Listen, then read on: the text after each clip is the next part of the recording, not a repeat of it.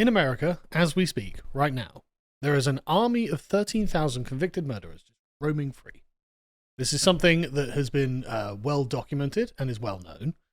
This is not something that I'm extrapolating.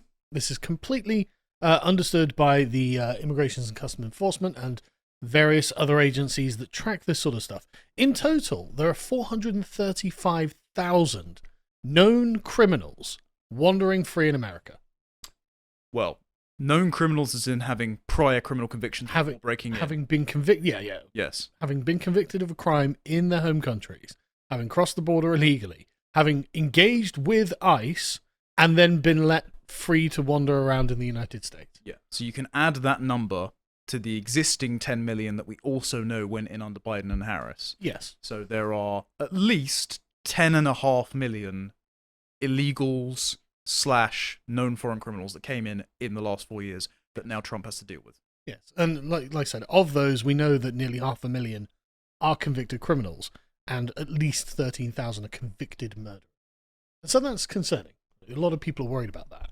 And it's not just legal citizens in the United States who are worried about that. It's also illegal aliens who are worried about that. Because, I mean, you probably saw these guys as you were coming in and you're like, oh. Yeah, I was just coming for a better life with my children. That guy seems to be a lunatic, And so Trump, for quite some time, has been promising mass deportations. This was one of the core pillars of his campaign that he ran on. And, of course, when the victory comes in, they're like, are you really going to deport millions of people? It's like, yeah. There's going to be no price tag on it. We're literally going to spend as much as it takes to just boot out millions of people. Well, the price tag on keeping them in and keeping the incentive so that record numbers of illegals come in every year has actually been totaled for 2023. $150 billion. Really? That's interesting. It's very, not ours, thankfully, isn't quite that high because we don't have a land border with Mexico.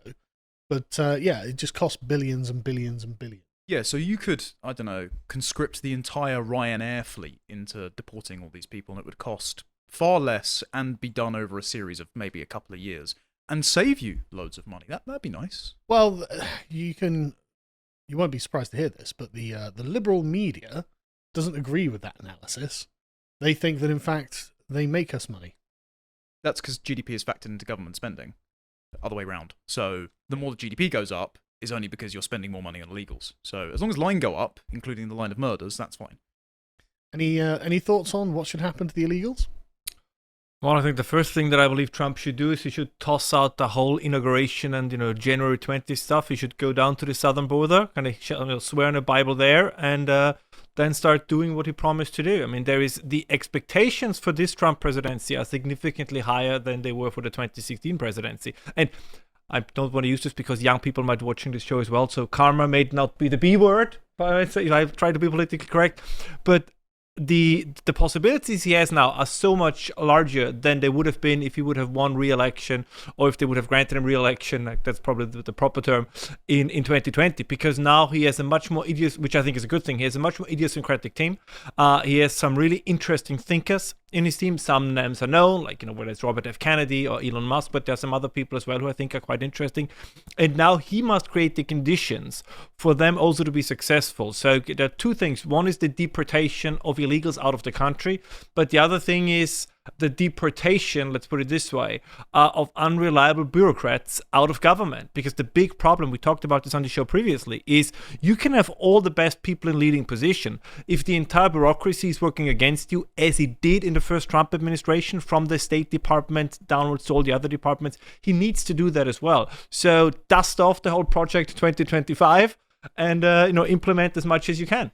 Did you see that all the libs were, including for Axios and Rolling Stone, crying about the fact that Matt Walsh joked, now that we've won, can we tell them it's real? And they thought a man known for trolling them in two very popular documentaries, whose profile photo is still him in disguise trolling Robin DiAngelo, wasn't trolling. But what you can do is revive Schedule F and sack 50,000 federal employees on day one, and that would be fun. And I'm actually rather optimistic about this, because Elon Musk is going to be the person presiding over this. And he has a concrete history of firing people who are useless and are against what he's trying to achieve. Stephen Miller, as well, is still in control of immigration policy. He wasn't in the first couple of years when Trump and the Republicans had the House and didn't do enough with it. He was after they lost the House and when they implemented the Remain in Mexico policy. And so because of the shenanigans in 2020, the fortification, because Trump has had 4 years in the wilderness, he's shored up his defenses, got his allies, they've had time to sit down and think, and he's kept Stephen Miller not only running his campaign, but helping out with immigration policy, so they'll have all this stuff to go on day one. Yeah, but of course, the administrative state, it will strike back. I mean, we just saw, I think, a couple of hours ago that Jerome Powell said that even if Trump would ask him, he would not resign. I mean, it's a minor indicator. Yeah. He said even if Trump would ask him to resign, he wouldn't do it as the head of the Federal Reserve. Bookmark this, right? They will use, just like they did Liz Truss, yes, I was about to say that, interest rates to thwart his tariff agenda and blame the hangover of Biden's inflation on Trump. Just as they would have done the opposite if Harris would have won the election. So this is gonna be, this will, on the upside, of course, that's the great thing. This has always for me been the great thing about Donald Trump. Like, there are so many politicians, and I think in the UK it's the same, right? They go into politics as quote unquote middle class individuals, and then they come out as rich individuals. Kind of the Obama phenomenon. But you go in there as a community organizer, and now you're a Netflix star that has written 6 biographies of himself. I've never known a man who wrote so many books about himself. I think his wife now has written 3 about herself. There's not a single one of us, by the way, so I think it's time that we should also start writing our biographies. But that he, for financial means, Trump doesn't need to be the president. It's probably good for him to stay out of jail, because this is the next thing. They will try it again, I would believe, after 2028. But also people like Elon Musk, they don't, Musk is not, oh my God, if I can't work with the government, I'll be poor. So they really have an independence that other politicians didn't have before that. So they need to push through their, what some would call radical agenda, but I think we would call it the common sense agenda. The reason why Trump won, and I'm sure we're going to get to this, is because if you look at his politics, I mean, all of this was common sense. The absurdity is this. You look at the programs, you look at what they say, you look at the kind of the closing events. I mean, if you have Cardi B on the stage, if you have, what was Megan the Stallion, kind of all this, they, as much as they might think they do, they don't speak for a majority of America. These are kudos to their success as artists, but overall they are weirdos. Much more, I would say, than somebody like, Lee Greenwald, singing, God bless America, I'm proud to be an American, or even Hulk Hogan when he comes on with this, walking stick and stuff. But it's cheesy, but it's American, much more than. But it's also totally mainstream. Exactly. It's just like showing yourself at a McDonald's or showing yourself on a garbage truck. I mean, these things, you can really say everything the mainstream media or the liberal media is hyperventilating about is probably good or is perceived quite well by at least 51% of the population. It's precisely what we saw. The McDonald's stunt was incredible. Never seen anything like it. And you just say it's because it's so, I'm sorry to interrupt you, it's so authentic. You see him doing it, it's like, this is really that, he does not say, the focus group told me if I hand this person the fries, then I have to look like this and say this. It's him. And then you have the media come out and say, fact check. Donald Trump does not work at a McDonald's. You don't say.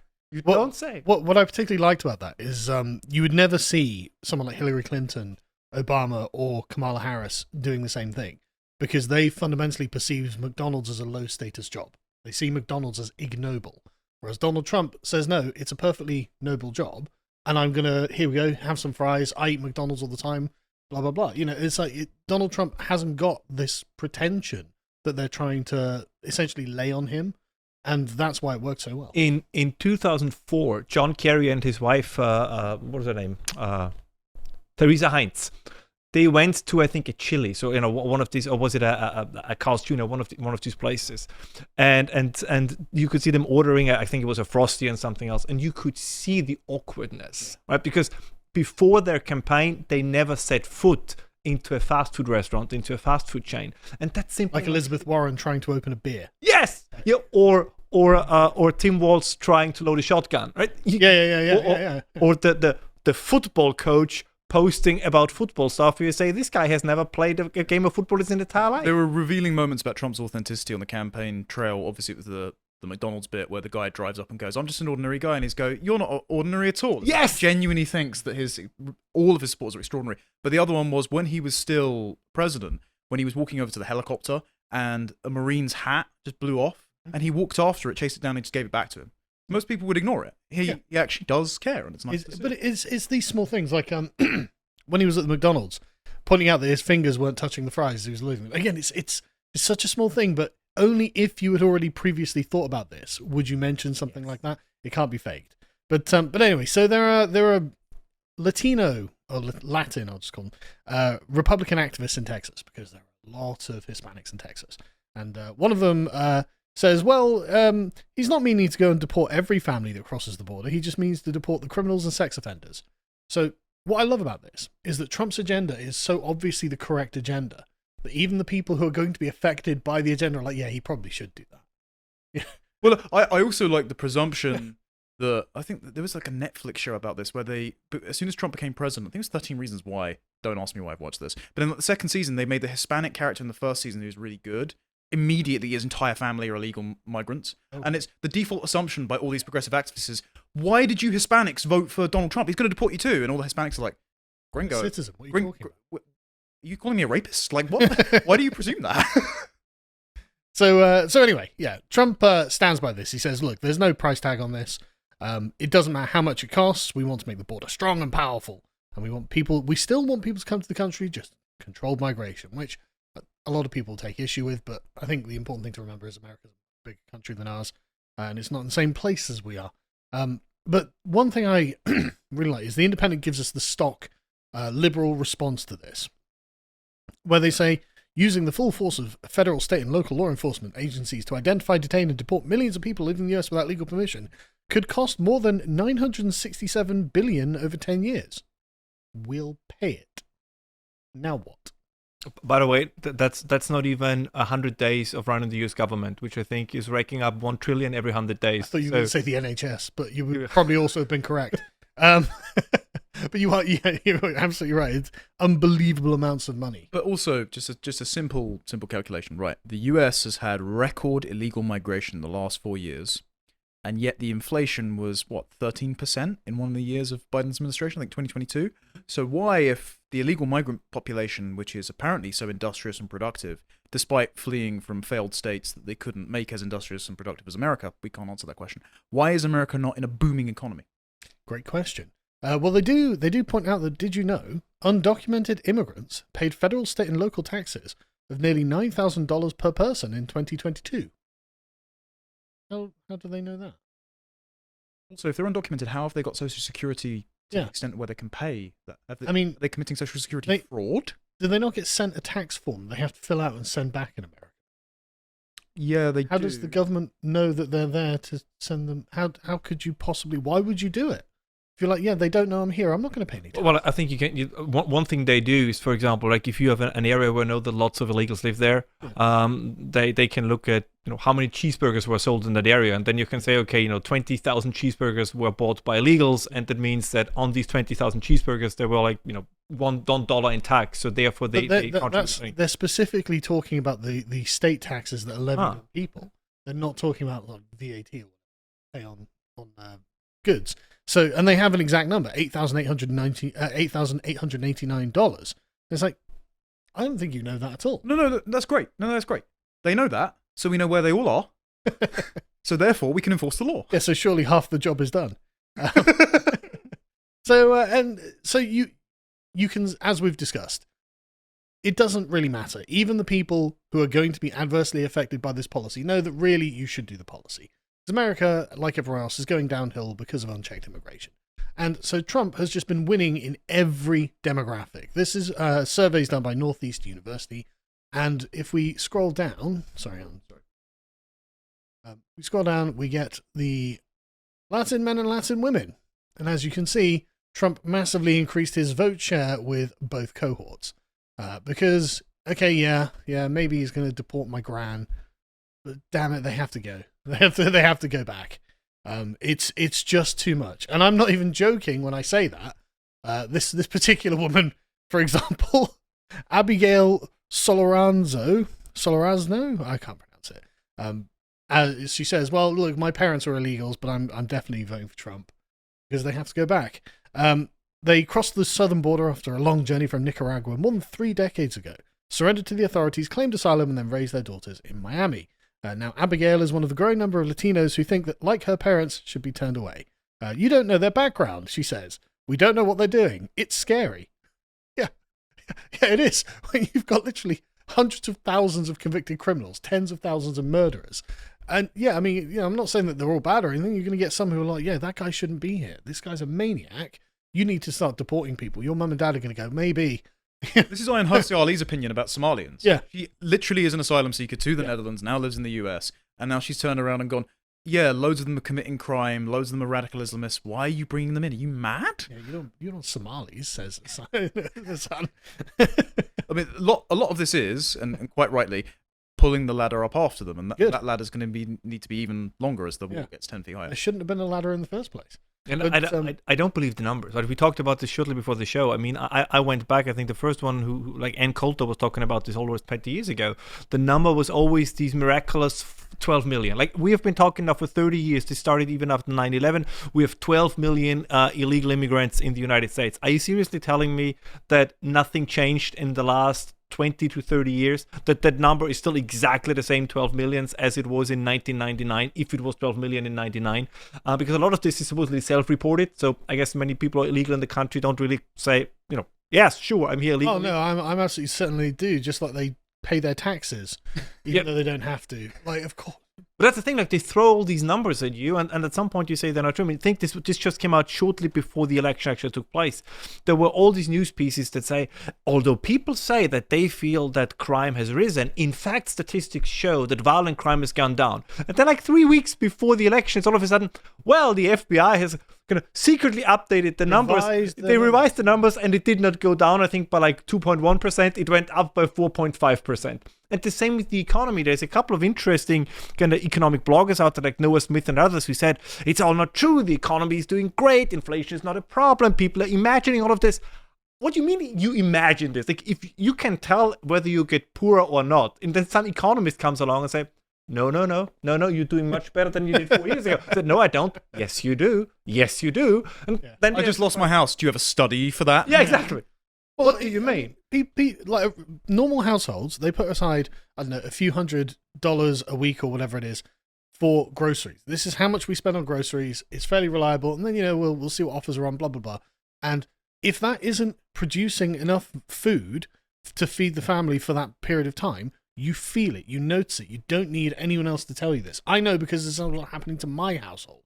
So it's very obvious. It's going to be exactly the same for almost everyone in America right now. We also know all the numbers are made up because when they get revised later on, like the jobs numbers, they say we've created 100,000 jobs. Yeah. Pay no attention that 100% of jobs have gone to migrants, basically since Biden and Harris took over, and then they revise it down. And government employees. Yeah, quite. And they revise it down to it's about 12,000 actually. Sorry, Bald Eagle just sent in a super chat making a great point that I did mean to make, but got kind of sidetracked. Even if, let's assume that the illegals are just like, I just feel like giving money to the government. I'm going to fill out these taxes because I'm just such a good person, even though I broke into this country illegally. What are they taking from the state in exchange? The exact same situation in the UK. Exactly. Even the skilled migrants, about 50% of whom make less than the average wage, by the way, so they take out, also bring the equivalent number, if not more, dependents who never contribute anything in the first place. And I think there's also, one has to be fair about the different approaches within the migrant community, because my brother lives in the United States, like he works there. It took them 4 years to get through all the procedures to get a green card. So it's also unfair, as for example Harris was proposing. You say, okay, somebody comes in illegally, and then you say our solution to the problem is we make a blanket amnesty and a quick path to citizenship. There are people who have been standing in line for the right, not getting citizenship, just kind of to have the permission to work in the United States for years on end. You need lawyers to help you because otherwise you cannot do all the paperwork, which brings us back again to the administrative part. And then somebody crosses the Mexican border, says, here I am, and they say, well, you're already in, there's nothing we can do about it. There's a friend of mine who used to say that if you fly to the US and you want to stay there, don't book a flight to New York, book a flight to Mexico. And it's partially true. So it's also unfair towards, you always punish the honest ones, it seems. This is also what we of course experienced in the UK and in continental Europe, right? You have honest migrants that come in, they have it much harder. They are getting much easier deported because they play by the rules. And then you have people who come in who are either radicals or criminals or anything else. And then they say, well, we can't deport them because they might be punished. Well, they're victims. They're victims of something. And it's terrible. And like I said, it seems that Trump's common sense platform is so common sense that he just can't stop winning. So Trump recently, in this last election, won Starr County. He's the first Republican to win this Texas border county for over 100 years. Why do we think that might be the case? Because the demographics are 97% Hispanic. 97%. They don't give us actually a tally of how many are legal citizens, but I'm going to guess that a lot of them are not legal citizens. A lot of them are going to be illegals who have literally just arrived across the border. Well, the fascinating thing is as well, there are lots of, let's say, legal Venezuelans and Cubans in Florida. Florida, after ensuring election integrity, when the quickest state red, complete blanket red, was a swing state. Even Miami-Dade County, where lots of Hispanics are, where Dave Raboy lives, that's flipped because they know the kinds of people that come across. And Trump won about, 40-odd% of California? Yeah, which has declared itself a sanctuary state. New York as well, where they've had lots of African migrants who are sleeping out in the open and committing sex offences. Everyone who has common sense wants these criminals to be returned home. That's not the only county on the border that Trump flipped either. Texas is actually going more and more red as time goes on because the Latins are just like, okay, yeah, great. But, he might send my grandparents back or my mum and dad back, but I mean, look at all these goddamn criminals. And many of the illegals are just optimistic that they won't be the ones deported, actually. As you can see from this one. A non-documented immigrant from Guatemala says the odds of Trump improving the economy is worth the potentially higher risk of deportation. Trump wants to deport those who do bad things. I haven't broken any laws. Well, yeah, actually... Well, But what I like about this is the rationalization in it. It's like, well, I mean, Kamala is going to make everyone really poor. Why would I even come here? I'll run the risk of getting deported. Deportation, gay race, communism. Yeah, I'll choose the deportation. And the article that this is attached to, they've got loads of accounts in here. At the bottom, they've got a little line saying, "Well, we've for those people we interviewed who are here illegally, we only provided their first name. That's like 4, and there's like 1 legal person that they interviewed for it. For example, Victor is a Mexican immigrant who lives in Austin, works as a day laborer, and expressed similar frustrations over the economy. Work, he said, has decreased from a near constant to no more than 2 jobs a week in the past years. So, if they deport me, fair enough, but at least I'll get some money until then." If you would like to watch the full uncut version that is also uncensored, head on over to lotuseaters.com to find out more.